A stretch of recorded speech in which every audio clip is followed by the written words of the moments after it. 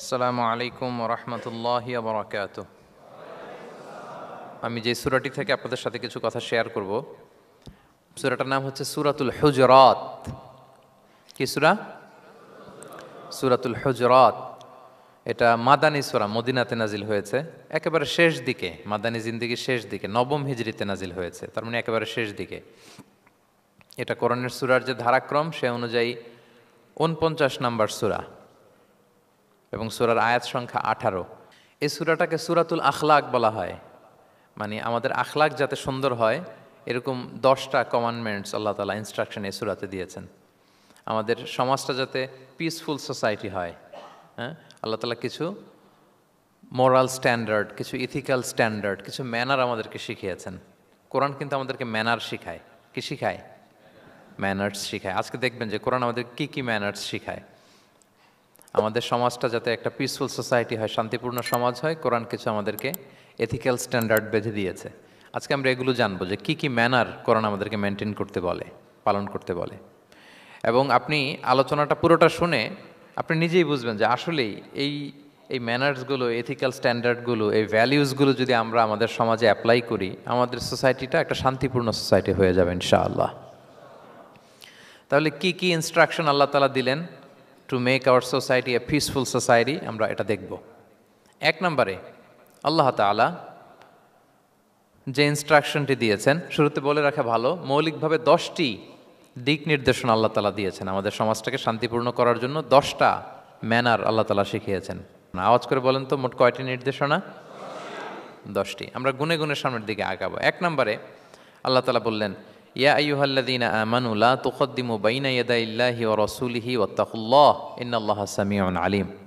ওহে বিশ্বাসীরা, তোমরা আল্লাহ আল্লাহর রাসূল তোমাদেরকে যা করতে বলে এইটার চেয়ে বেশি অ্যাডভান্স হয়েও না, অতটুকুতেই থাকো, ওইটাতেই কল্যাণ, ওইটাতেই বরকত। আল্লাহ আল্লাহ রাসূলের চাইতে বেশি বোঝা যাবে না, ওনারা যেটা বলেছেন এটাই ফাইনাল। মা কানা লিমুমিনিন ওয়ালা মুমিনাতিন ইযা কাদাল্লাহু ওয়া রাসূলুহু আমরান আইয়াকুনা লাহুমুল খিয়ারাতু মিন আমরিহিম। আল্লাহ আল্লাহ রাসূল যদি আমাদেরকে কোনো নির্দেশনা দেয়, তখন কোনো বিশ্বাসীর জন্য এটা মানলেও চলে, না মানলেও চলে, এরকম ভাবা যাবে? আল্লাহ রাসূলের পক্ষ থেকে, আল্লাহর পক্ষ থেকে একটা আদেশ আসছে, এখন এই আদেশ আপনি মানলেও হয়, না মানলেও হয়, এরকম নাকি ব্যাপারটা? বলেন তো। বরং মানতেই হবে। বরং কি? মানতেই হবে। এটা কম্পালসারি, এটা অপশনাল না। তাহলে সমাজকে শান্তিপূর্ণ করার 1 নাম্বার গাইডলাইন হচ্ছে আল্লাহ রাসূলের পক্ষ থেকে যে নির্দেশনা আসবে এটা আপনাকে কম্পালসারি টু অ্যাবাইড বাই, এটা মানতেই আপনাকে হবে। এবং রাসূল সাল্লাল্লাহু আলাইহি ওয়াসাল্লাম যেটা শিখিয়েছেন ওইটাই স্ট্যান্ডার্ড, এর চেয়ে আর ভালো করা যায় না। এক সাহাবী বেশি ইবাদত করতে যেয়ে বললেন যে আমি আজ থেকে সারা রাত তাহাজ্জুদ করব, রাতে আর ঘুমাবো না। আরেক সাহাবী বললেন আমি সারা বছর রোজা রাখবো, আমি আর রোজা ভাঙবো না। আরেক সাহাবী বলে আমি আমার স্ত্রীদের কাছে যাব না, আমি সন্ন্যাসী জীবনযাপন করব। তো রাসূল সাল্লাল্লাহু আলাইহি ওয়াসাল্লাম শুনে অপছন্দ করলেন, বললেন তোমরা নাকি এমন এমন বলেছো, আমি তো বিশ্বনবী রাহমাতাল লিল আলামিন, আল্লাহর হাবিব, আমি তো কোনো দিন রোজা রাখি, আবার কোনো দিন রাখি না, সোম বৃহস্পতিবারে রাখি, অন্যান্য দিন তো রাখি না।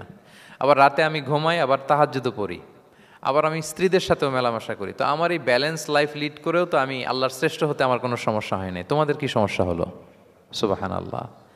দেখেন, ইসলাম খুব ব্যালেন্সড অ্যাপ্রোচে বিশ্বাস করে, ভারসাম্যপূর্ণ জীবন বিধান। তার মানে রাসূল সাল্লাল্লাহু আলাইহি ওয়াসাল্লাম যেটা শিখিয়েছেন ওইটাই স্ট্যান্ডার্ড। আপনি কি রাসূল সাল্লাল্লাহু আলাইহি ওয়াসাল্লামের চেয়ে বেশি মুত্তাকি হতে পারবেন? বুঝে থাকলে আওয়াজ করে বলুন, আল্লাহ রাসূলের চেয়ে বেশি বুজুর্গ হওয়া সম্ভব? মুত্তাকি হওয়া সম্ভব? আল্লাহওয়ালা হওয়া সম্ভব? তিনি যেটা শিখিয়েছেন ওইটাই স্ট্যান্ডার্ড। তাহলে প্রথম দিক নির্দেশনা হচ্ছে আল্লাহ আল্লাহ রাসূলের চেয়ে বেশি বোঝা চলবে। ওনারা যে নির্দেশনা দিয়েছেন সেটা মানলেই জীবনের সুখ, সেটা মানলেই কি 1 নম্বর গাইডলাইন। সমাজ যদি শান্তিপূর্ণ সমাজ আমরা পেতে চাই, পিসফুল সোসাইটি যদি পেতে চাই। 2 নম্বর গাইডলাইন হচ্ছে আল্লাহ তাআলা বলছেন, ইয়া আইয়ুহাল্লাযীনা আমানু লা তারফাউ আসওয়াতাকুম ফাওকা সাওতিন নবী ওয়া লা তাজহারু লাহু বিল কওলি কাজাহরি বা'দিকুম লিবা'দিন আন তাহবাতা আমালুকুম ওয়া আনতুম লা তাশউরুন। ওহে বিশ্বাসীরা, নবীর কণ্ঠের চাইতে তোমাদের কণ্ঠকে উঁচু করো না, খবরদার। যদি করো, নিজেরা নিজেদের সাথে যেভাবে কথা বলো, নবীর সাথে যদি এভাবে কথা বলো, তাহলে তোমাদের সব আমলগুলোকে বাতিল করে দিবে কে? এই আয়াত নাজিলের একটা প্রেক্ষাপট আছে। বনু তামিম গোত্রের লিডার কে হবে এটা নিয়ে ডিসকাশন হচ্ছিল। তো আবু বকর রাদিয়াল্লাহু তাআলা আনহু বললেন, আমি চাই উনি হোক লিডার। ওমরে ফারুক বলে, না না না, উনি না, আপনি বুঝতে পারেন নাই, আমি চাই ইনি হোক। আবু বকর বলে, ওমর তুমি ঠিক বলো না, আমি বললে তুমি খুলে উল্টাটা বলো, উনি হলে ভালো হয়। ওমরে ফারুক বলে, না না না, উনি না, উনি হলে। এই যে উনি উনি করে দুইজন তর্ক বিতর্ক করতে করতে ওনাদের কণ্ঠটা রাসূল সাল্লাল্লাহু আলাইহি ওয়াসাল্লামের কণ্ঠের চাইতে একটু উঁচু হয়ে গেল, যেটা দেখতে অনেকটা অশোভন ছিল, সুন্দর দেখাচ্ছিল না। তো রাসূল সাল্লাল্লাহু আলাইহি ওয়াসাল্লাম সামনে বসা, ওনার সামনে উঁচু গলা করে কেউ কথা বলবে, এটা আল্লাহ বরদাশত করলেন না। আরশের উপর থেকে আল্লাহ তাআলা আয়াত নাজিল করলেন, লা তারফাউ আসওয়াতাকুম ফাওকা সাওতিন নবী, খবরদার নবীর কণ্ঠের চাইতে যেন তোমাদের কণ্ঠ উঁচু হয়ে না যায়। যদি যায় তাহলে তোমাদের আমলগুলো বাতিল হয়ে যাবে, এবং নিজেরা নিজেদেরকে যেভাবে ডাকো সেভাবে ডেকো না, এরকম করলে আমল বাতিল হয়ে যাবে। তো আল্লাহ তাআলা এখানে আদব শিক্ষা দিলেন যে রাসূল সাল্লাল্লাহু আলাইহি ওয়াসাল্লামের সামনে কথা বলতে গেলে খুব ভদ্র ভাষায় কথা বলতে হবে, শালীন ভাষায় কথা বলতে হবে। মজার ব্যাপার হচ্ছে, আপনারা জানেন কিনা জানি না, যারা হজ উমরা করেছেন আপনারা দেখবেন যে রাসূল সাল্লাল্লাহু আলাইহি ওয়াসাল্লামের পবিত্র কবরের উপর এই আয়াতটা এখনও লেখা আছে যে লা তারফাউ আসওয়াতাকুম ফাওকা সাওতিন নবী, নবীর কণ্ঠের চাইতে যেন কণ্ঠ উঁচু হয়ে না যায়। এজন্য দেখবেন যে যারা রাসূল সাল্লাল্লাহু আলাইহি ওয়াসাল্লামের কবর জিয়ারত করতে যায়, ওনারা কবরের সামনে যে ধৈর্য ধারণ করতে পারে না, বুক ফেটে কান্না আসে যে আজীবন যে নবীর কথা শুনলাম, যে নবীর হাদিস শুনলাম, যে নবীকে আমি এত ভালোবাসি, যে নবী আমার জন্য সুপারিশ করবেন, যে নবী আমাকে হাউজে কাউসারের পানি দিবেন, সেই নবী এখানে শুয়ে আছে। এটা ভাবতেই মুমিন হৃদয়ে বাঁধ ভাঙা কান্নার জোয়ার আসে, হাউমাউ করে কাঁদতে ইচ্ছে করে, কিন্তু ওখানে আওয়াজ করা যায় না, কারণ ওখানে লেখা লা তারফাউ আসওয়াতাকুম ফাওকা সাওতিন নবী, নবীর দরবারে বড় গলায় আওয়াজ করে কোনো শব্দ উচ্চারণ করা যাবে না। খুব ভদ্র বিনম্র চিত্তে রাসূল সাল্লাল্লাহু আলাইহি ওয়াসাল্লামের রওজার সামনে দাঁড়িয়ে আমরা সালাম পাঠ করি। তো এই নিয়মটা শুধু যে রাসূল সাল্লাল্লাহু আলাইহি ওয়াসাল্লামের জন্যই খাস তা নয়, আমাদের আব্বা আম্মা, আমাদের শিক্ষক, মুরব্বী, আধ্যাত্মিক নেতা, ধর্মীয় গুরু, ইসলামী আন্দোলনের বড় লিডার, এরকম যে কারো সামনে বড় গলায় উঁচু গলায় আওয়াজ করে কথা বলা যাবে না, বরং সেখানে ভদ্রতা, এটিকেটস, নম্রতা, এটা বজায় রাখতে হবে। এটা বুঝতে পেরেছেন? হ্যাঁ। পাশাপাশি রাসূল সাল্লাল্লাহু আলাইহি ওয়াসাল্লাম একবার দুপুরবেলায় ওনার ঘরে শুয়েছিলেন। সূরার নাম হচ্ছে সূরাতুল হুজুরাত, মনে আছে তো আপনাদের? সূরার নাম কি? হ্যাঁ, হুজুরাত মানে হচ্ছে কম্পার্টমেন্ট বা অ্যাপার্টমেন্ট, যেখানে মানুষ থাকে আর কি। রাসূল সাল্লাল্লাহু আলাইহি ওয়াসাল্লাম এরকম 9টা হুজরাখানা ছিল। আপনার বাংলাদেশে ইমাম সাহেবের হুজরাখানা এই শব্দটার সাথে পরিচিত না সবাই? এই হুজরাখানা থেকে আল হুজরাত, রাসূল সাল্লাল্লাহু আলাইহি ওয়াসাল্লামের 9 জন স্ত্রী এই 9টা হুজরাতে থাকতেন, এবং এগুলো মসজিদে নববীর সাথে অ্যাটাচ করা ছিল। দুপুরে খেয়ে রাসূল সাল্লাল্লাহু আলাইহি ওয়াসাল্লাম কাইলুলা করছেন, বিশ্রাম নিচ্ছেন। হঠাৎ কিছু বেদুইন লোক, যাদের মধ্যে সভ্যতার ছোঁয়া লাগেনি, তারা এসে রাসূল সাল্লাল্লাহু আলাইহি ওয়াসাল্লামকে ডাকতে আরম্ভ করলো, ইয়া মুহাম্মদ উখরুজ ইলাইনা, ইয়া মুহাম্মদ উখরুজ, এই মুহাম্মদ বেরো বেরো, কথা আছে, এই মুহাম্মদ বেরো বেরো। মানে কেমন যেন বন্ধুরে ডাকতেছে, মনে হচ্ছে বন্ধুকে ডাকতেছে। আল্লাহ তাআলা এটা বরদাস্ত করলেন না, বললেন খবরদার, নিজেরা নিজেদেরকে যেমনে ডাকো, নবীকে যদি অমনে ডাকো, তোমার ঈমান আমল সব বাতিল হয়ে যাবে, খবরদার, সব বাতিল হয়ে যাবে। বরং ওনাকে যখন সম্বোধন করবে তখন ডাক দিবে খুব ভদ্র ভাষায়, বলতে হবে ইয়া নবী আল্লাহ, ইয়া রসুল আল্লাহ, ইয়া হাবিব আল্লাহ, এরকম ভদ্রোচিতভাবে রাসূল সাল্লাল্লাহু আলাইহি ওয়াসাল্লামকে ডাকতে হবে। তাহলে রাসূলের সামনে কণ্ঠ উঁচু করার কারণে আল্লাহ তাআলা এই আয়াত নাজিল করলেন, এবং এই আয়াত নাজিলের পরে উমরে ফারুক রাদিয়াল্লাহু তাআলা আনহু এত ভয় পেলেন, এরপরে রাসূল সাল্লাল্লাহু আলাইহি ওয়াসাল্লামের সামনে কথা বলতে গেলে উনি এত আস্তে কথা বলতেন, ওই যে বেশি জোরে যদি কথা বলি তাহলে আমার সব আমল বাতিল হয়ে যাবে, এত আস্তে বলতেন। রাসূল সাল্লাল্লাহু আলাইহি ওয়াসাল্লাম জিজ্ঞেস করা লাগতো, ওমর কি বললে, আবার বলো তো, একটু জোরে বলো, ওমর আরেকটু জোরে বলো, আরেকটু জোরে বলো। সুবহানাল্লাহ। মানে এত মিন মিন করে, এত ক্ষীণ ক্ষীণ শব্দে ওমর ফারুক কথা বলতে লাগলেন যে রাসূল সাল্লাল্লাহু আলাইহি ওয়াসাল্লামের বুঝতে কষ্ট হচ্ছিল কথা। তখন তিনি বলতেন, ওমর আরেকটু জোরে বলো না, কি বললে বুঝলাম না, আরেকটু জোরে বলো। ওনারা এতটা ভয় পেয়েছিলেন এই আয়াত নাজিল হওয়ার পরে। তাহলে 2 নাম্বার ইনস্ট্রাকশন হচ্ছে, মুরব্বী, শিক্ষক, উস্তাজ, ধর্মীয় গুরু, আধ্যাত্মিক নেতা, ইসলামী আন্দোলনের বড় নেতা, এরকম রেসপেক্টেড কারো সামনে উচ্চবাচ্য করে কথা বলা উচিত না। এটা আদবের খেলাফ, শিষ্টাচারের খেলাফ। আর আমরা বলেছি এই সূরাটা আমাদের শিষ্টাচার নিয়ে কথা বলে, সামাজিক রীতিনীতি, শিষ্টাচার, এটিকেটস নিয়ে কথা বলে। তাহলে এই যে 2টা ইনস্ট্রাকশন গেল। 3 নম্বর ইনস্ট্রাকশন হচ্ছে, আল্লাহ তাআলা বললেন, ইয়া আইয়ুহাল্লাযীনা আমানু, ওহে বিশ্বাসীরা, ইন জাআকুম ফাসিকুম বিনাবাইন ফাতাবায়ানু, কোনো পাপাচারী যদি কোনো নিউজ নিয়ে আসে, বিশ্বাস করার আগে নিউজটা যাচাই করে নিও। আন তুসিবু কওমান বিজাহালাতিন ফাতুসবিহু আলা মা ফাআলতুম নাদিমিন, যদি তোমরা বিশ্বাস করে ফেলো তাহলে কোনো কমের উপর হয়তো এমন ডিসিশন নিয়ে নিতে পারো যে ডিসিশনের কারণে পরে তোমাদেরকে পস্তাতে হবে। তাহলে 3 নাম্বার ইনস্ট্রাকশন হচ্ছে নিউজ একটা শুনলেই বিশ্বাস করা যাবে, এটাকে ভেরিফাই করতে হবে। কি করতে হবে? You have to verify and cross check the authenticity of the news. নিউজটা সঠিক কিনা আপনাকে ক্রস চেক করতে হবে, শুনলেই বিশ্বাস করা যাবে না। এটা বর্তমান সময়ের সাথে অনেক বেশি প্রাসঙ্গিক। এত হোক্স নিউজ এখন, এত এত রুমার্স, এত ফেক নিউজ সোশ্যাল মিডিয়াগুলোতে, ইভেন মেইন স্ট্রিম মিডিয়াও যা প্রচার করে সবই যে আপনি বিশ্বাস করতে পারবেন তাও না, ওইটাও একটু ক্রস চেক করে নিতে হবে। এদেরও কিছু প্রোপাগান্ডা থাকে আবার, হ্যাঁ, এরাও নিউজকে এমনভাবে অনেক সময় করে তাদের সুবিধার্থে। সো আপনার চোখ কান খোলা রেখে অনেকগুলো নিউজ একসাথে মিলিয়ে তারপরে বিশ্বাস করতে হবে। কিন্তু আমাদের সরল মনা অনেক ভাইদের যেটা হয়, ফেসবুকে একটা কিছু দেখেই আমরা মনে করি যেটা সঠিক, ফলে কি করি? শেয়ার দিয়ে ফেলি। কি করি? শেয়ার দেই। আবার আপনার বন্ধুরা শেয়ার দেয়, ফলে মুহূর্তে একটা রুমর, একটা গুজব ছড়িয়ে পড়ে সমাজে, কিন্তু আদতে এটার সাথে কোনো মিলই নাই বাস্তবতার। এরকম হয় কি হয় না বলেন তো? দেখেন ইসলাম কত সুন্দর একটা নিউজকে ভেরিফাই করার জন্য আমাদেরকে নির্দেশ দিয়েছে। ফাতাবাইয়ানু মানে ক্রস চেক করো। কোনো সংবাদ আসলেই চিলে কান নিয়ে গেছে শুনলে চিলের পেছনে দৌড় দিবেন নাকি? না, আগে প্রথমে কি করবেন? এটা দেখে নিতে হবে যে আসলে কি কান নিয়ে গেল না রয়ে গেল। এই আয়াত নাজিলের একটা প্রেক্ষাপট আছে, সেটা কি? 5ম হিজরিতে বনুল মুস্তালেকের যুদ্ধে যখন আল্লাহ হাবিব ইসলাম জয়লাভ করলেন, বনুল মুস্তালেকের সবাই মুসলিম হলো। রাসূল ইসলাম তাদেরকে দিনের দাওয়াত শিখিয়ে বললেন, বছর শেষে তোমাদেরকে জাকাত পে করতে হবে, আর জাকাতের এই টাকা নেয়ার জন্য আমি একজনকে পাঠাবো বছর শেষে। তো বছর শেষে তিনি বনুল মুস্তালেকের যে লিডার হারিস ইবনে মিরারের কাছে আল ওয়ালিদ ইবনে উকবা নামে জাকাতের কালেক্টর এক সাহাবীকে তিনি পাঠালেন যে যাও তুমি যে জাকাত নিয়ে আসো। তো উনি গেলেন, উনি আসবেন শুনে বনুল মুস্তালাকের সবাই পল্লী থেকে বের হয়ে মরুভূমির মাঝখানে তলোয়ার নিয়ে, ঘোড়া টোরা নিয়ে তাকে ওয়েলকামিং রিসেপশনের জন্য, রেড কার্পেট রিসেপশনের জন্য সবাই দাঁড়ায় আছে যে নবীর সাহাবী আসবে, জাকাত কালেক্ট করতে, আমরা জাকাত দিব। এখন ওই সাহাবী যখন গেলেন, সবাইকে এরকম ঘোড়া তলোয়ার এরকম সাজসজ্জা নিয়ে দাঁড়ায় থাকার কারণে উনি ভয় পেয়ে গেলেন। উনি ভাবছে আমাদের মনে হত্যা করার জন্য দাঁড়ায় আছে।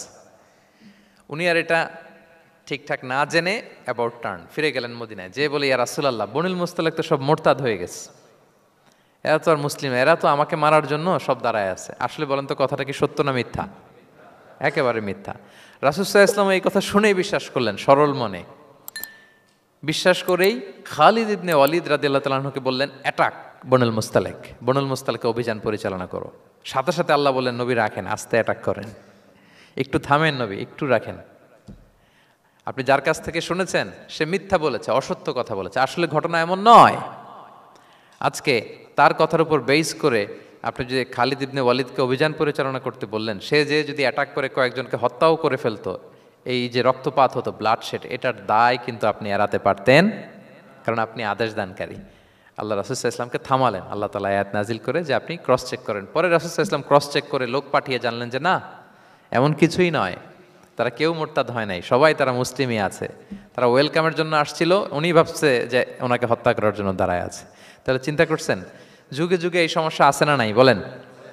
রাসূল সাল্লাল্লাহু আলাইহি ওয়াসাল্লামের জীবনীতে এই ঘটনা ঘটিয়ে আমাদের চোখে আঙ্গুল দিয়ে আল্লাহ তাআলা বুঝাতে চাইলেন যে কোনো নিউজ আসলেই এটা ভেরিফাই না করে বিশ্বাস করা যাবে না। যত মেইন স্ট্রিম মিডিয়া হোক, ওটা শুনলে আপনি আরও কয়েকটা, আরও আপনার সোর্স থেকে আপনি একটু জানবেন, এরপরে আপনি বিশ্বাস করবেন। নাকি বিশ্বাস না করে শেয়ার দিবেন? দিবেন? আপনি কি জানেন যে একটা কথা শুনেই ক্রস চেক না করে অ্যাকশনে যাওয়াতে কত পরিবার ভেঙে যায়, কত সম্পর্ক ভেঙে যায়? আমাদের মধ্যে এই প্রবণতা আছে। আপনার ছেলের ব্যাপারে একজন একটা কথা বললো, এসে ছেলের মারপিট, জিজ্ঞেসও করেন না এটা। আপনার মেয়ের ব্যাপারে একজন এসে একটা বাজে কথা বলছে, এসেই আপনি মেয়ের সাথে খারাপ আচরণ। আপনার ওয়াইফের ব্যাপারে একজন বললো আর কি যে ভাই আপনি এখানে, ভাবিকে তো দেখলাম ওইখানে আরেকজনের সাথে, আপনি এসেই আপনার স্ত্রীর উপর চড়াও অথবা গায়ে হাত তুললেন। তো হতে পারে যে ওই ভদ্রলোক অন্য কোনো মহিলাকে দেখেছে যে দেখতে আপনার স্ত্রীর মতো, এরকম হতে পারে কি পারে না বলেন? তো এই যে আপনি ক্রস চেক না করে, ভেরিফাই না করে যে অ্যাকশনে গেলেন, এতে সমস্যা হবে না সমাজে? পরিবার ভাঙে, সমাজে সম্পর্ক নষ্ট হয়, কলহ বাঁধে। এই জন্য আল্লাহ তাআলা বলেন যে সোসাইটিটাকে যদি পিসফুল করতে চাও, ইদা জাআকুম ফাসিকুম বিনাবাইন ফাতাবায়ানু, নিউজ আসলেই বিশ্বাস করো না, you have to cross check, you have to justify and you have to verify the news. মনে থাকবে? তাহলে আজকে থেকে ফেসবুকে একটা পেলে আমরা কি করব? শেয়ার দিয়ে দিব।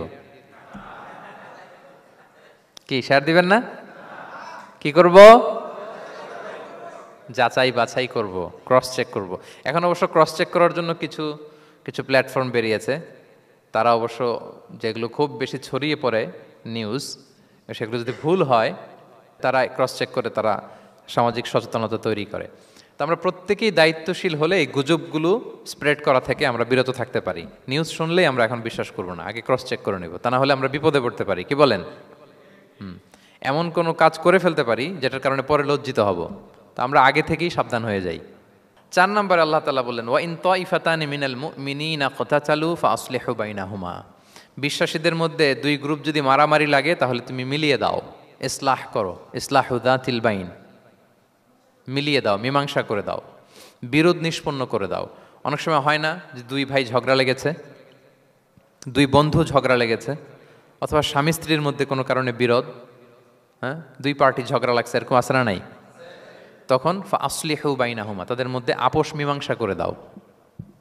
হ্যাঁ, মীমাংসা করে দাও, ইসলাহ, রিকনসিলিয়েশন করো, ওয়ার্ক অ্যাজ এ মিডিয়েটর, মধ্যস্থতাকারী হিসেবে কাজ করো। তো আমরা সমাজে কি করি দেখেন তো, একটু মিলিয়ে নেন। 2 জন ঝগড়া লাগছে, আমরা কি করি? হ্যাঁ, কি করেন? আরো লাগিয়ে দেন। সর্বনাশ! তাই তো আপনাদের ওয়াজি করতেছি আমি না, তাদেরকে আরো ঝগড়ায় মাতিয়ে তোলা যাবে না, লাগিয়ে দেওয়া যাবে না, বরং ঝগড়া থামিয়ে দিতে হবে। কি করতে হবে? কয়েক জায়গায় কৌশল করে মিথ্যা বলা জায়েজ, সহিহ হাদিসে এসছে। এর মধ্যে একটা আছে, 2 জন মানুষের মধ্যে সম্পর্ক নষ্ট, তাদের সম্পর্ক জোড়া লাগিয়ে দেওয়ার জন্য আপনি কৌশল করে মিথ্যা বলতে পারেন। যেমন ধরেন যে 2 জনের সাথে কথা হয় না, দা কুমড়া সম্পর্ক, আপনি একজনকে বললেন যে ভাই ওই দিন তো ওই লোক আপনার ব্যাপারে অনেক প্রশংসা করলো। সে তো শুনে অবাক হবে, কিরে আমার প্রশংসা কি বললো, এমন এমন বললো। তো এটা শুনে ওই লোকের ব্যাপারে তার মনটা একটু নরম হবে। আবার তাকে বললেন যে উনি তো আপনার ব্যাপারে এরকম একটা পজিটিভ কমেন্ট করলো, সেও অবাক হবে, তাই নাকি, তার সাথে আমি এত ভুল বোঝাবুঝি, আসলে লোকটা তো তাইলে ভালো। এই যে 2 জনকে আপনি এমন কিছু কথা কৌশল করে বললেন, ফলে তাদের মধ্যে একটা হৃদ্যতা তৈরি হবে। হঠাৎ দেখবেন যে একজন আরেকজনকে দেখে সালাম দিয়ে কথা বলে, কোলাকুলি করে, সেই আগের যেই শত্রুতা সব নিমেষে শেষ হয়ে গেছে। ঠিক কিনা বলেন? হ্যাঁ, এই যে মধ্যস্থতাকারী আপনি হলেন, এজন্য আল্লাহ তাআলা আপনাকে সওয়াব দিবেন। তাহলে বিবাদমান 2 গ্রুপ দেখলে আমরা আজ থেকে আরো ঝগড়া লাগিয়ে দিব না মিলিয়ে দিব? রাসূল সাল্লাল্লাহু আলাইহি ওয়াসাল্লাম বলেন, আলা উখবিরুকুম বিআফদালা দারাজাতিম মিন সাদাকাতি ওয়াস সিয়ামি ওয়াস সালাহ। নামাজ, রোজা, সাদাকা, এর চেয়েও একটা বড় মর্তবার ভালো কাজ আছে, সেটা কি আমি তোমাদের বলবো না? সাহাবারা বলল, বলেন। আল্লাহ রাসূল সাল্লাল্লাহু আলাইহি ওয়াসাল্লাম বললেন, সেটা হচ্ছে ইসলাহু যাতিল বাইন, 2 পক্ষকে মিলিয়ে দেয়া, বিবাদমান 2 গোষ্ঠীকে কি করা? মিলিয়ে দেয়া। এটা নামাজ, রোজা, সাদাকা এর চেয়েও বেশি সওয়াবের কাজ।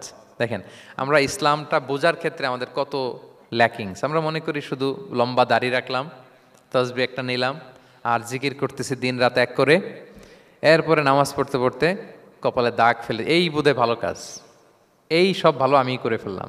কিন্তু দেখেন, রাসূল ইসলাম বলেছে না, সমাজে বিবাদমান 2টা গ্রুপকে যদি মিলিয়ে দাও, এটা নামাজ, রোজা, সাদাকার চেয়ে বেশি সওয়াব তুমি পাবে। তাহলে এখন থেকে যদি আমরা বিবাদ দেখি কি করব? মিলিয়ে দিব। কখনো আমরা ঝগড়া আরো বাড়িয়ে দিব না। আগুন যদি লাগে সেখানে পানি ঢালবো নাকি তেল ঢালবেন? কি ঢালবেন? অনেকে কি ঢালে? আরো দাউ দাউ করে জ্বালাতে চায় না, না, এটা করা যাবে না, বরং আমরা মিলিয়ে দিব ইনশাআল্লাহ। বলেন সবাই। আল্লাহর হাবিব সাল্লাল্লাহু আলাইহি ওয়াসাল্লাম তিনি এই কাজটা করতেন। মক্কা থেকে মদিনায় গেলেন, মদিনায় আউস খাজরাজ 2টা গোত্র, বছরের পর বছর যুদ্ধ, উনি যেই মিলিয়ে দিলেন। রাসূল সাল্লাল্লাহু আলাইহি ওয়াসাল্লাম এই যে সংলাপ, তারপর রিকনসিলিয়েশন, মিডিয়েশন, মধ্যস্থতা, এগুলোতে এক্সপার্ট ছিলেন। যে যুদ্ধ থামে না, এই যুদ্ধ মিলিয়ে দিলেন। কত প্রাণ গেল ওই যুদ্ধে, কিন্তু রাসূল ইসলাম যেই আউস খাজরাজ এখন ভাই ভাই হয়ে গেছে, ভাই ভাই করে দিলেন, ভ্রাতৃত্বের বন্ধনে ওনাদেরকে আবদ্ধ করে দিলেন আল্লাহর হাবিব সাল্লাল্লাহু আলাইহি ওয়াসাল্লাম। এবং সহিহ বুখারীতে একটা বাব আছে, বাবের শিরোনাম হচ্ছে বাবু কওলুল ইমাম ইযহাবু বিনা নুসলিহ বাইনাকুম, মানে আমাকে নিয়ে চলো আমি মিলিয়ে দিব। এটা ছিল রাসূল ইসলামের বিখ্যাত বাণী। ঝগড়া একটা লাগছে, রাসূল ইসলাম বলতে, আরে আমি আসি না, আমাকে নিয়ে যাও, আমি মিলাই দেবো।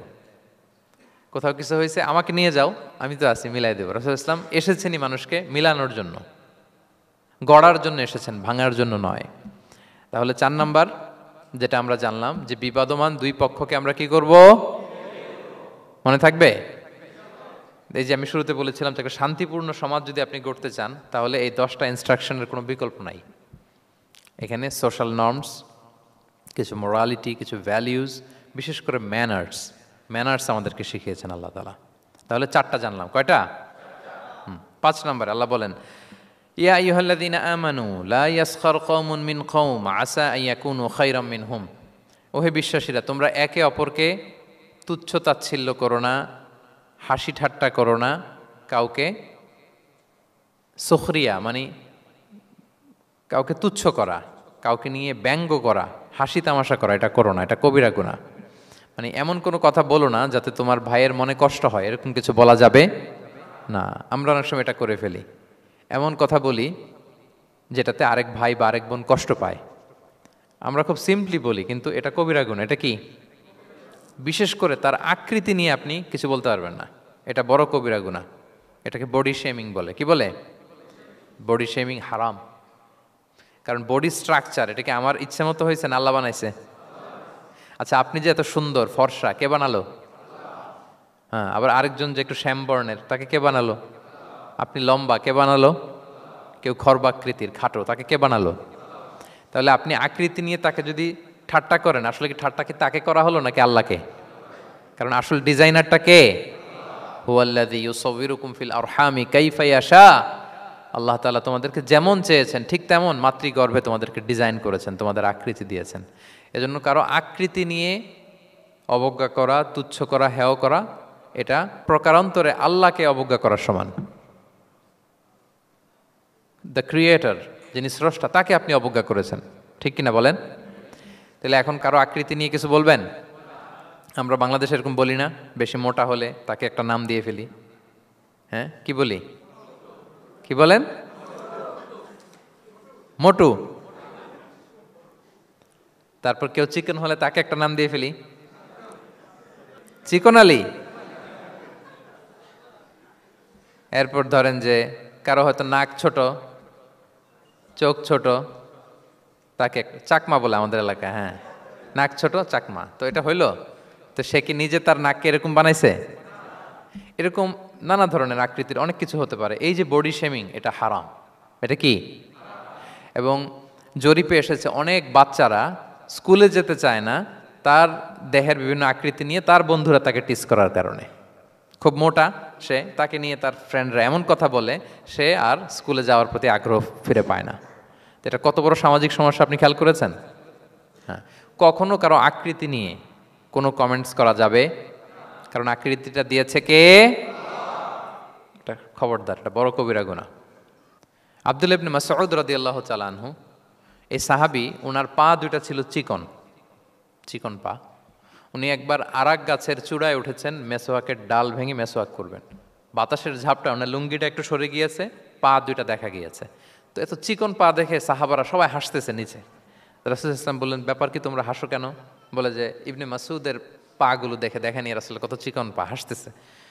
রাসূল ইসলাম রাগান্বিত হলেন, বললেন, ওই সত্তার শপথ যার হাতে আমার আত্মা, ওই আল্লাহর কসম করে আমি বলি, লাহুমা আসকালু ফিল মিজান মিন উহুদ, এই পা দুটো মিজানের পাল্লায় রাখা হলে কিয়ামতের দিন উহুদ পাহাড়ের চেয়ে বেশি ভারী হয়ে যাবে। তার মানে এত সম্মান ইবনে মাসউদের, সম্মান আল্লাহর কাছে, কল্পনা করেন, উহুদ পাহাড়ের চেয়ে বেশি ভারী হয়ে যাবে। কিন্তু আমরা অনেক সময় এই মানুষের আকৃতি নিয়ে তুচ্ছ তাচ্ছিল্য করি। রাসূল সাল্লাল্লাহু আলাইহি ওয়াসাল্লামের একজন স্ত্রী ছিল, নাম সফিয়া। কি নাম? সফিয়া বিনতে হুয়াই ইবনুল আখতাব। উনি আকৃতিতে কিছুটা খাটো ছিলেন এবং একটু স্থূলাকৃতির ছিলেন। তো এটাকে একটু ইঙ্গিত করে আম্মাজান আয়েশা রাদিয়াল্লাহু তাআলা আনহা একবার একটা শব্দ ব্যবহার করেছেন, মানে শব্দ দিয়ে কৌশলে বুঝিয়েছেন, তানি কসিরা, মানে আপনার সেই খাটো স্ত্রী সফিয়া। নারীদের মধ্যে এটা থাকে স্বাভাবিক, মানবীয় কারণে। একাধিক স্ত্রী হলে মানবীয় কারণে একটু জেলাসি বা একটু কিছু বিষয় থাকে, এটা থেকে মানুষ বেরোতে পারে না, এবং সেটা নবীদের স্ত্রীরাও সেটা থেকে বেরোয়া সম্ভব ছিল না। তো কথা বলতে বলতে এমন একটা শব্দ বললেন যেটা দিয়ে সাফিয়া রাদিয়াল্লাহু তাআলা আনহাকে বুঝালেন যে আপনার অমুক স্ত্রী, মানে তিনি আকৃতিতে কিছুটা খাটো এবং কিছুটা স্থূলাকৃতির। এই শব্দটা রাসূল ইসলাম পছন্দ করলেন না। বললেন, আয়েশা এটা তুমি কি বললে? আয়েশা তুমি কি জানো, লাকুত কুলতি কালিমা, তুমি এমন একটা শব্দ বলেছো সফিয়ার ব্যাপারে, লাউ মুজিজাত বিমা ইল বাহরিলা মাজহাজাতহু, এই শব্দটা যদি নীল সাগরে ছেড়ে দেয়া হয় তাহলে এই শব্দের পঙ্কিলতার কারণে নীল সাগরের পানি মুহূর্তেই কালো হয়ে যাবে। আর এরকম শব্দ যেন আমি না শুনি। আমার জান আয়েশা রাদিয়াল্লাহু তাআলা আনহা সচেতন হয়ে গেলেন, আর কখনো এরকম বলেননি। দেখেন রাসূল ইসলাম কখনো এই বডি শেমিংকে স্পেস দিতেন না, কখনো না। আমরা এগুলোকে ছোট মনে করি, কিন্তু যাকে আপনি বলেন সে অনেক কষ্ট পায় মনে, সে খুব মনে কষ্ট পায়, এজন্য এটা বলা যাবে না, খবরদার। রাসূল সাল্লাল্লাহু আলাইহি ওয়াসাল্লাম বলেন, ইন্নাল আবদা লা ইয়াতাকাল্লামু বিল কালিমাতি মা ইয়াতাবায়্যানু ফিহা ইয়াজিল্লু বিহা ফিন্নার। মানুষ অনেক সময় মুখ ফসকে এমন কমেন্ট করে ফেলে অন্যের ব্যাপারে, এটা দিয়ে সে মাঝে মাঝে জাহান্নামী হয়ে যায়, কিন্তু সে ভাবেই নাই এই শব্দে আমাকে জাহান্নামে ঢুকাবে। কারণ এই মুখ দিয়ে যা বেরোয় এটা বলতে অনেক সাবধানে। রাসূল ইসলাম বলেছেন, দুইটা অঙ্গের গ্যারান্টি যদি কেউ আমাকে দেয় আমি তাকে জান্নাতের গ্যারান্টি দেই। মাইয়াদমান লি মা বাইনা লিহিয়াইহি ওয়া মা বাইনা রিজলাইহি আদমান লাহুল জান্নাহ। দুই অঙ্গের গ্যারান্টি যে দেয় তাকে আমি জান্নাতের গ্যারান্টি দেই। এক হচ্ছে দুই চোয়ালের মাঝখানে যা আছে মানে জিহ্বা, এই জিহ্বার গ্যারান্টি যদি দেয়। আরেকটা হচ্ছে দুই পায়ের মাঝখানে যা আছে মানে মানুষের প্রাইভেট। এই দুইটা অঙ্গের গ্যারান্টি যদি কেউ দেয় যে এই দুই অঙ্গ দিয়ে আমি কোনো পাপ কাজ সংগঠিত করব না, বিশ্বনবী সাল্লাল্লাহু আলাইহি ওয়াসাল্লাম বলেন আমি আমার ওই উম্মতকে জান্নাতের গ্যারান্টি দেই। তাহলে তুচ্ছ তাচ্ছিল্য ঠাট্টা বিদ্রুপ করা যাবে না। 6 নম্বরে ওয়ালা তালমিজু আনফুসাকুম, তোমরা অন্যের বদনাম করে বেরিও না। লামজ আসছে লুমাজা থেকে, ওয়াইলুল লিকুল্লি হুমাজাতিল লুমাজা, যে প্রকাশ্যে অন্যের বদনাম করে বেড়ায়, অন্যের দোষ খুঁজে বেড়ায়। একদল লোক আছে দেখবেন শুধু অন্যের দোষ খোঁজে, নিজের দিকে আঙ্গুল যায় না। কিন্তু এইভাবে আরেকজনের দিকে আঙ্গুল দিলে যে 3টা আঙ্গুল নিজের দিকে যায় এটা আবার ভুলে যায়। কাউকে যদি আমি এরকম করি, আমার দিকে কয় আঙ্গুল বলেন? এই 3টা কার দিকে? আর আরেকজনের দিকে 1 আঙ্গুল। তো কাউকে কিছু বলার আগে 3 বার নিজেরটা ভাববেন যে নিজে কি করেন। ওয়ালা তালমিজু, অন্যের বদনাম করো না, প্রকাশ্যে অন্যের দোষ খোঁজো না। সবচেয়ে বুদ্ধিমান সে যে নিজের দোষ খোঁজে, নিজের সমালোচনা যে করতে পারে সেই সর্বাপেক্ষা বুদ্ধিমান। কিন্তু আমরা একদল আছি শুধু সমালোচনা, ওর এই সমস্যা, ওর এইটা, ওর ওর মানে তার দায়িত্ব হচ্ছে সবার সমস্যা বের করা। এরকম দায়িত্বপ্রাপ্ত কিছু লোক আছে না নাই? সবাই না, এগুলো থেকে আমাদের বেরিয়ে আসতে হবে। অন্যের দোষ খোঁজা বাদ দিতে হবে, দোষ খুঁজলে নিজের দোষ খুঁজতে হবে। আমরা আত্মসমালোচনা করবো। খেয়াল রাখবেন সবচেয়ে ভালো হচ্ছে আত্মসমালোচনা, সবচেয়ে ভালো কি? তারপরে মোটামুটি ভালো হচ্ছে আলোচনা, আর সবচেয়ে খারাপ হচ্ছে সমালোচনা। কিন্তু আমরা সবচেয়ে করি বেশি কোনটা? এটা চেঞ্জ করতে হবে, আত্মসমালোচনা বাড়াইতে হবে। আমি প্রায় একটা কথা বলি, small people talk about people, average people talk about things, and great people talk about ideas. ছোট মনের মানুষ যারা, এরা মানুষ নিয়ে কথা বলে, এর এই সমস্যা ওর। মাঝারি ধরনের যারা, এরা বিভিন্ন বিষয় নিয়ে, ঘটনা নিয়ে কথা বলে। গ্রেট মাইন্ড যারা, এরা আইডিয়া নিয়ে কথা বলে, যে এই আইডিয়া ইমপ্লিমেন্ট করলে সমাজের এটা সমাধান হবে, এই আইডিয়া জেনারেট করতে পারলে এইটা কাজ হবে। তো এখন বলেন, আপনি কি ছোট মনের মানুষ হবেন না বড় মনের? অন্যের দোষ খুঁজবো আর তাহলে কারটা খুঁজবো? ইনশাল্লাহ বলেন সবাই। কটা গেল? 7 নাম্বার, ওয়ালা তানাবাজু বিল আলকাব, কাউকে মন্দ উপনামে ডেকো না। মন্দ উপনামে ডেকো না মানে কাউকে একটা বিশেষ নাম দিও না, তার নামটা সুন্দরভাবে ডাকো। নাম বিকৃতি করা কবিরা গুনাহ। নাম আপনি বলুন, হুজুর এটা একটা কথা হইলো, নাম বিকৃতি করছি তো কি হয়েছে? এটা আপনার কাছে সমস্যা নাই। ধরেন যে ওই লোকের নাম আব্দুল্লাহ, আপনার কাছে আব্দুল্লাহ এটা সিম্পল, ধুর আব্দুল্লাহ একটা কিছু হইলো। কিন্তু যার নাম আব্দুল্লাহ তার কাছে এটা অনেক দামি। তার কাছে কি? কারণ এটা তার পরিচয় বহন করে। ধরেন যে আমার নাম কি মিজান, আপনার কাছে মনে হয় আরে মিজান একটা নাম হইলো, তা আমার কাছে তো এটা অনেক গুরুত্বপূর্ণ, কারণ এটা আমার পরিচয় বহন করে। এই নামে মানুষ আমাকে ডাকে, ফলে এটা আমার খুব আদরের, আমার কাছে বড্ড যত্নের, দরদের নামটা। আপনার কাছে নাও হইতে পারে। মানুষ প্রত্যেকে তার নিজের নামকে খুব পছন্দ করে। দেখবেন যে মানুষ কাগজ পেলে নিজের নামটা লেখে, সিগনেচার দেয় একটা, দেখবেন দেয়।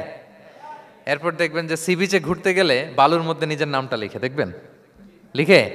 শুধু তাই না, লিখে আবার একটা লাভ আঁকে, লাভ চারদিকে আঁকে। কেন আঁকে? কারণ এই নামটা সে পছন্দ করে অনেক, এটা তার কাছে গুরুত্বপূর্ণ, আপনার কাছে নাও হতে পারে। এজন্য প্রত্যেকের নামটা তার কাছে খুব আদরের, যত্নের। তার নামটা আপনি সুন্দরভাবে বলবেন। নাম আপনি বিকৃত করতে পারবেন না। এটা কি গুনাহ? সগীরা কবিরা গুনাহ। এটা আমরা সমাজে করি, নাম বিকৃত করি। না, নাম বিকৃত করা যাবে না। ওয়ালা তানাবাযু বিল আলক, মন্দ নামে ডেকো না। আমাদের সমাজে এটা আছে। দেখবেন যে বাবা মা সুন্দর নাম রেখেছে আবু বকর, ওকে ডাকে বকইরা। আছে না এরকম? তারপর নাম রেখেছে ধরেন আব্দুল কুদ্দুস, ওকে ডাকে। নাম রেখেছে আব্দুল ওয়াক্কাস, ওকে ডাকে।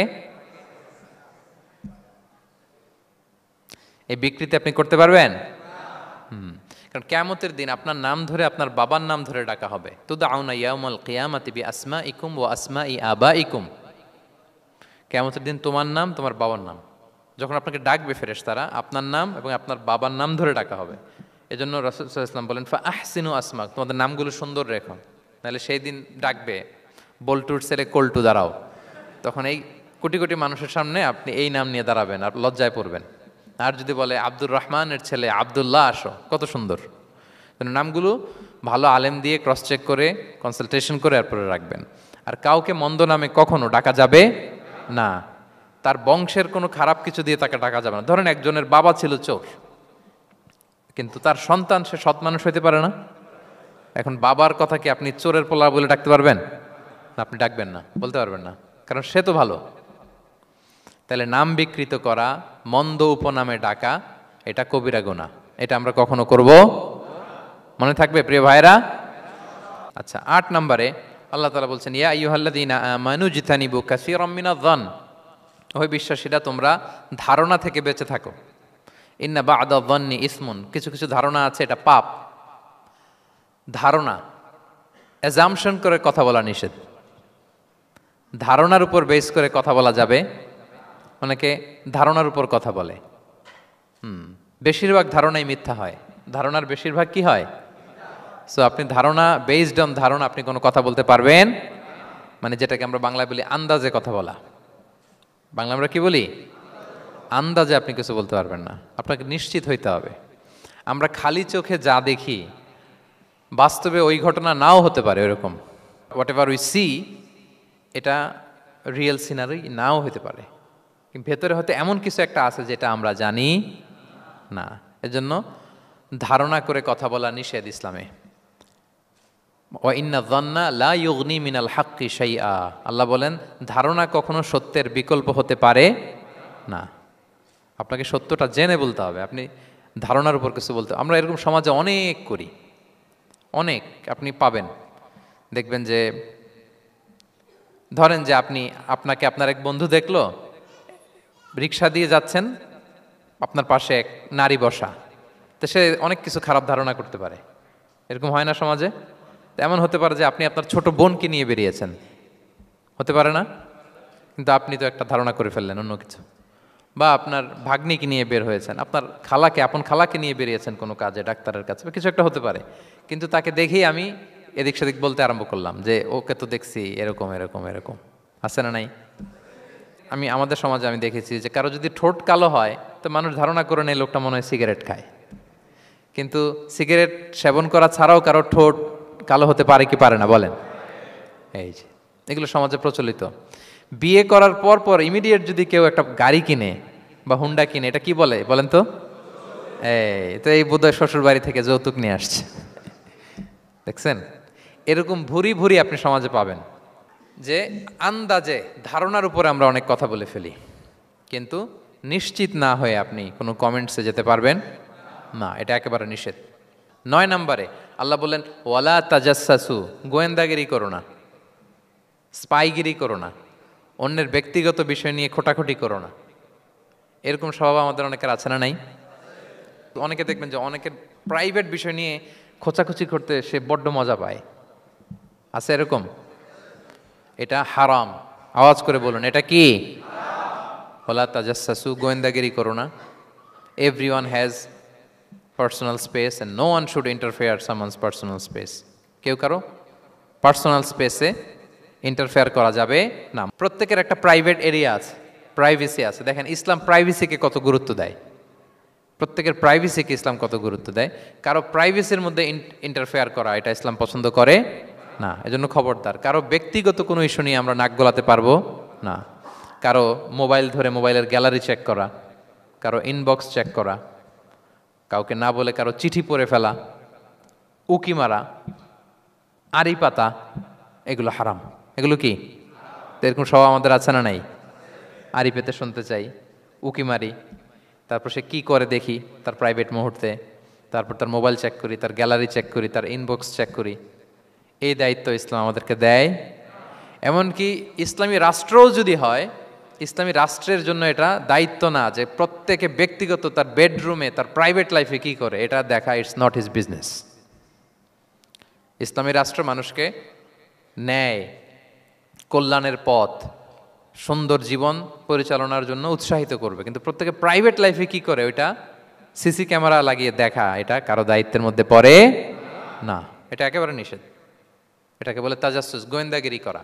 বরং ইসলাম কি উৎসাহিত করে জানেন? অন্যের দোষ দেখলে এটাকে গোপন রাখতে উৎসাহিত করে। গোপন রাখবেন। মান সাতারা আইবান সাতারাহুল্লাহু ইয়াউমাল কিয়ামা। কেউ যদি তার ভাইয়ের দোষ গোপন রাখে, কিয়ামতের দিন আল্লাহ তার দোষ গোপন রাখবে।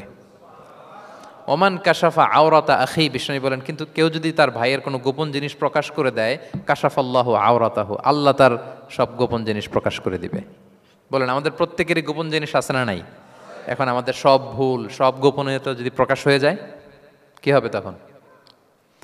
আল্লাহ নিজে দায়িত্ব নিচ্ছে যে তুমি যদি তোমার ভাইয়ের কিছু ফাঁস করো, তোমার হাড়ি আমি হাটে ভাঙবো। হাটে হাড়ি ভাঙবো তোমার আমি, তখন দেখা যাবে। আমাদের অনেকের এই মানসিকতা আছে, অন্যের প্রাইভেট বিষয় নিয়ে কখনো আপনি নাক গলাতে পারবেন না, কারো প্রাইভেসিতে আপনি ইন্টারফেয়ার করবেন না, কারো প্রাইভেট স্পেসে আপনি ইন্টারফেয়ার করবেন না। এটা খুব বাজে একটা স্বভাব, এটা ইসলাম হারাম করে দিয়েছে। আমাদের অনেকের মধ্যে আছে খুঁটে খুঁটে, ভাই এটা কি, ওইটা কি করছেন, সরকারি চাকরি না প্রাইভেট চাকরি, বেতন কত, বয়স কত, ওইটা কত, ওইটা কত, হাবি যাবি, এটা তার, ইটস নট হিজ বিজনেস। তারপরে মানুষ খুঁচিয়ে খুঁচিয়ে। নিঃসন্তান দম্পতি আমি দেখেছি, তাদেরকে পেলে অনেকে, ভাই কি সমস্যা, কয় বছর হইল, বাচ্চা নিচ্ছেন না কেন, কবে হবে, কার সমস্যা, আপনার সমস্যা না ভাবির সমস্যা, বেটা তোর কি সমস্যা ওটা বল। একজন নিঃসন্তান দম্পতি তারা কি স্ট্রাগলের মধ্য দিয়ে যায় আপনি জানেন? এটা তার জন্য পরীক্ষা। ওই পরীক্ষার মধ্যে আপনি খুঁচিয়ে খুঁচিয়ে, মানে সে kind of his a gynaecologist, সে আপনার ইয়ে করতেছে, ট্রিটমেন্ট দিচ্ছে, ভাই কি হয়েছে, এইটা ওইটা, তাদেরকে বিব্রত করে একটা পরিস্থিতিতে ফেলা, এম্বারাসিং একটা সিচুয়েশনে ফেলা, এটা হারাম। এই ম্যানারগুলো ইসলাম আমাদেরকে ধরে ধরে শেখায় যে এটা তোমার বিজনেস না, তুমি খুঁচিয়ে খুঁচিয়ে মানুষের ব্যক্তিগত বিষয় যেটাতে সে বিব্রত বোধ করে, এগুলো তুমি জিজ্ঞেস করতে পারো না। আল্লাহ বলেছেন খবরদার, ওলা তাজাসসু, ওলা তাজাসসু, গোয়েন্দাগিরি করো না, কারো ব্যক্তিগত বিষয় না। অনেকের এটাতে খুব ইন্টারেস্ট, কার স্ক্যান্ডাল বেরোইছে। প্রায় দেখবেন যে এরকম দেখা যায়, অমুক নেতার স্ক্যান্ডাল ফাঁস, অমুক নায়কের স্ক্যান্ডাল ফাঁস। তোমার স্ক্যান্ডাল কবে ফাঁস হবে এটা বলো। নিজের চরকায় তেল দিতে হবে, আরেকজনের কি হলো, তার কি ভুল আছে, দোষ ত্রুটি আছে, ওগুলো খুঁজে দেখার জন্য আল্লাহ আমাকে দুনিয়ায় পাঠাই। তাহলে আমরা যেন কারো প্রাইভেসি হ্যাম্পার না করি প্রিয় ভাইরা, এটা ইসলাম আমাদেরকে উৎসাহিত করে, নির্দেশনা দেয় যে আমরা কারো প্রাইভেট কোনো ইস্যু নিয়ে নাক গলাবো না, ব্যক্তিগত বিষয়ে নাক গলাবো না, কারো দোষ দেখলে এটা আমি গোপন রাখবো। কি করব? আনলেস ইউ আর এ জাজ, আপনি বিচারক, আপনার কাছে আসছে, তখন আপনি বিচার করবেন।